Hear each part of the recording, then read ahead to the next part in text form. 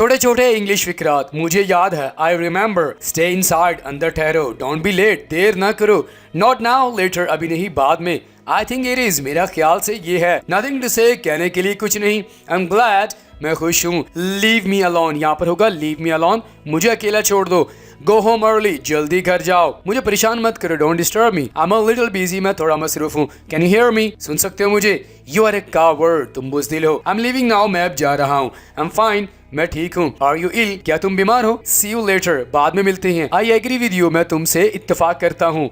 मुझे अब पता चला, आई सी दैट, दाखिला मना है, no entry, I don't suggest, मैं तजवीज़ नहीं करता, आई एम गोइंग, मैं जा रहा हूँ, यूज़ योर ब्रेन, अपना दिमाग इस्तेमाल करें, यू कैन डू इट, तुम ये कर सकते हो, आई नो हिम, मैं उसे जानता हूँ, आई डोंट बिलीव इट, मुझे इस पर यकीन नहीं, आई वॉज एक्सपेक्टिंग यू, मैं आपका इंतजार कर रहा था। दोस्तों, हमारे साथ फिर इंग्लिश सीखने के लिए हमारे चैनल इल्म रेडी को सब्सक्राइब करें।